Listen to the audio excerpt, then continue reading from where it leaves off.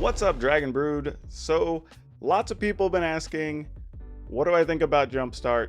Truthfully, I hadn't looked at it enough. I saw a few cards, but the follow-up question to that was generally, how do I think they're going to release Jumpstart cards in Arena?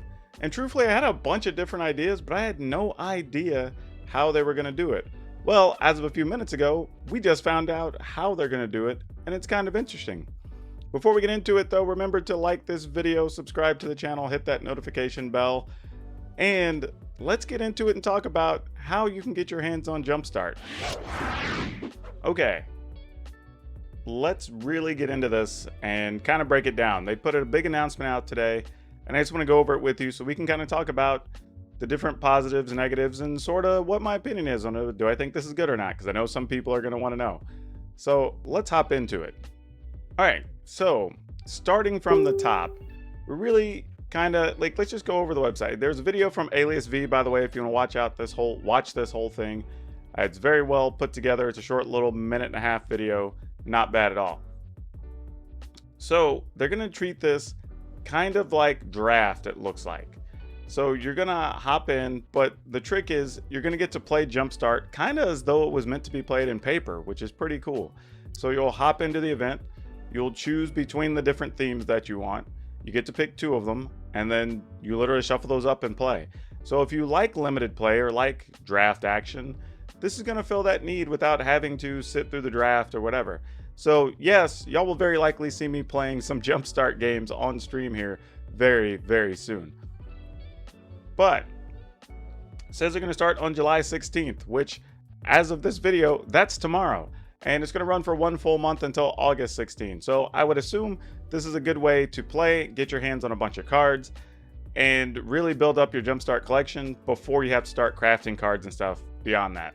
So if you're looking here, it says available July 16 to August 16. Your entry fee is going to be 2,000 gold or 400 gems. Play as much as you like. There's no limitation.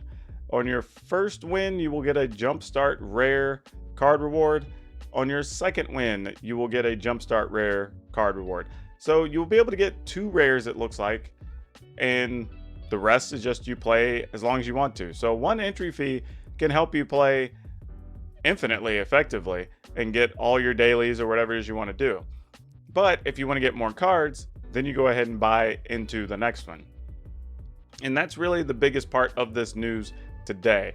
The other thing that the video points out is you will keep the cards that you purchase effectively. So if there's, I don't know, certain elves or zombies or whatever that you want, then I assume you just pick those and then you get to have them forever, which is pretty cool. Pretty damn cool. You know, it's hard to really look beyond that and say that that's a bad deal.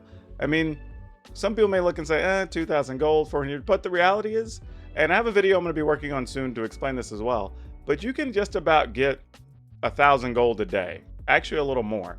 So every other day, effectively, you could hop in and get a whole pile of free cards if you wanted to.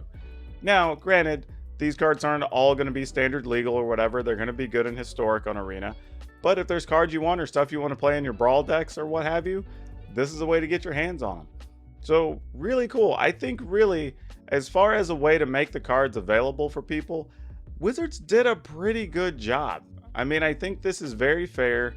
The price is reasonable, and you're going to get a full 60 count deck of cards really at the end of the whole thing. Now, as you can see, this announcement also included some stuff about the Arena Open that's coming here soon. It is going to be historic format, whereas the last one was standard, which I know some people were bothered by last time. Personally, I'm not a hugest fan of historic. However, I will likely play at least once because there's going to be a gold buy-in like last time, which seems fine. They talked about the Zendikar Rising qualifier weekend, which leads to the new event structure to qualify for that, which is also awesome. So that announcement was yesterday or the day before. You can see it on their website as well, just magic.gg.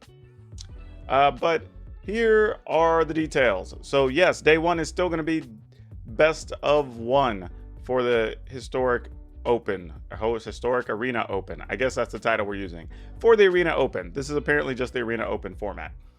So it starts on August 1st, 8 a.m. You get to play until 4 a.m. Pacific time. Oh, okay, I gotcha. Just sign up ends. Gotcha. That is worded very awkwardly, but I see what they're doing. And it goes all the way until August 2nd at 7 a.m. Makes sense. Best of one. And I will say this about best of one. I know some people dislike it, but for this type of event and this type of format, best of one works. I don't like, y'all see a lot of my best of one videos here on the YouTube channel, but when I'm playing personally, I really only play best of three. On stream, I almost always play ranked games. So I'm a best of three person. However, I understand why it exists for the Arena Opens. Part of the reason is you want the maximum number of people to be able to play. And a lot of people do enjoy best of one. The other part of that is you also want to allow people a reasonable number of amount of time to get a second or third attempt. Because if you were playing best of three and you were to get 5 wins and miss, and then you get 5 wins and miss, you're done. That's it, right? You're not going to have time to do it. The average person wouldn't anyway, because you're talking at that point of having already dedicated like up to 5 hours, especially if you end up playing a bunch of control matchups or something, maybe even 6 hours. And that's just too much for the average person to give up. But when you're doing best of ones and you're like rattle off game, and then you still only spent an hour and a half, 2 hours, great, you can try again. And not many people bought in multiple times from what I understand. Some people may have tried a couple times, but nobody went crazy on it except for maybe a couple of people I saw mention it on social media. Now, that doesn't mean a lot of other people that I don't know didn't do it, but I think there are some benefits to it being set up the way it is. And honestly, if you want to talk about skill, it is kind of skill testing in the sense of how do you pick your best of one deck and play it, and how do you pick your best of three deck and play it. That's a whole different discussion I guess we can have for another video, but just something some people have asked me about that I would put up here. Now, last time when you did it, I believe we got the Godzilla lands maybe for the previous Arena Open. For this one, they're giving us some new card styles. So you'll get Isamaru, Kira, Languish, Grim Lavamancer, and Thragtusk. So you get a whole new set of card styles just for playing in this event, which is very cool.